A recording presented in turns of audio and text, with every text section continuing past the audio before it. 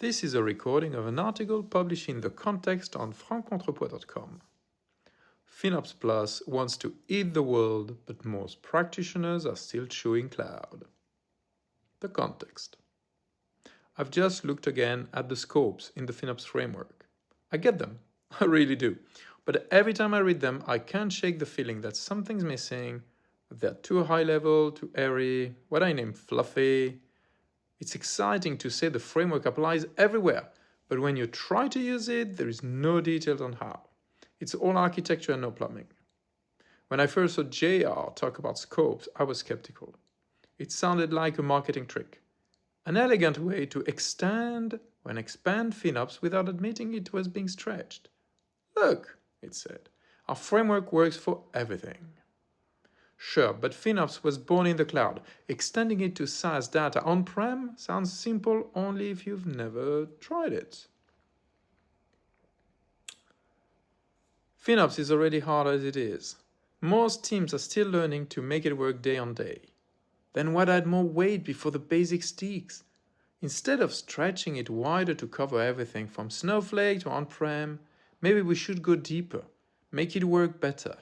Understand the tensions, the trends, the hands-off, the trades-off, the places where data meets decision.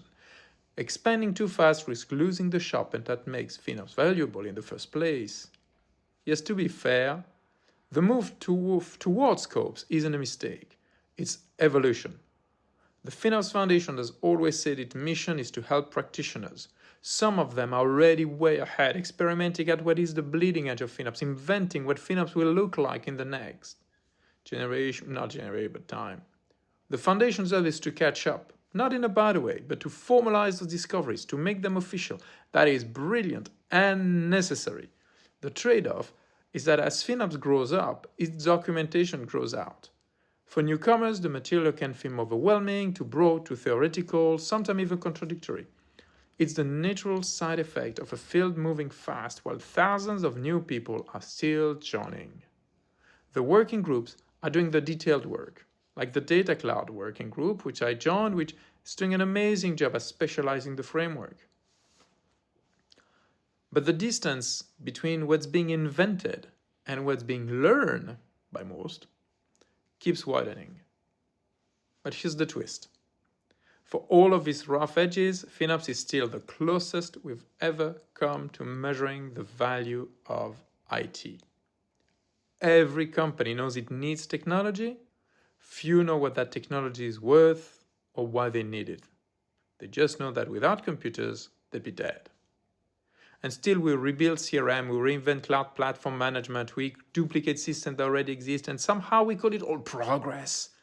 The cloud changed most of that. It gave us data that is fresh, granular, and uncomfortably candid. For the first time, we could connect usage to value, or at least to cost. That's what makes scopes interesting. They hint at a world where FinOps principle might help us understand not only how much IT costs, but how well it performs, where budget and servers and access can move dynamically, like in the cloud for servers, reflecting real needs instead of frozen org charts.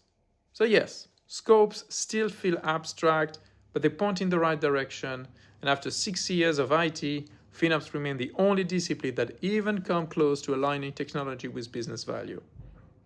And here is something practical.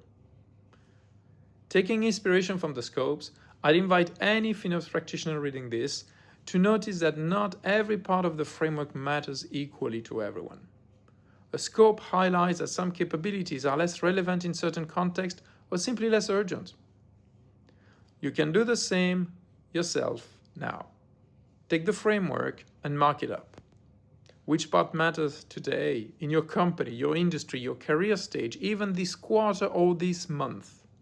Which capability do you actually need to develop and which can you safely left aside? Then take time to look at each capability again. Take it slowly, read the FinOps Foundation's definition in detail. Do a few per day, maybe 3, 5 at most. For each one, ask yourself, how far do I want to go there? Do I want to crawl, walk, run, push beyond that? Do I want to be bleeding edge or just good enough? Or maybe I just don't want to do that at all, ignoring it entirely. That's fine too. The goal is not to tick boxes, is to understand your direction, to make it visible, print the FinOps framework poster and turning into your own map. Use red numbers to where you want to be, black for where you are today. Update it every few months, weeks, whatever. Watch the delta move. That visual alone will help you see your strategy forming. It will sharpen your story upward to leadership and downward to your teams. And here's the quiet advantage. A simple annotated framework gives you influence. You can point to it and say, this is what we're working on and why. It turns ambition into conversation, and that's when FinOps become more than a cost discipline. It becomes a shared direction.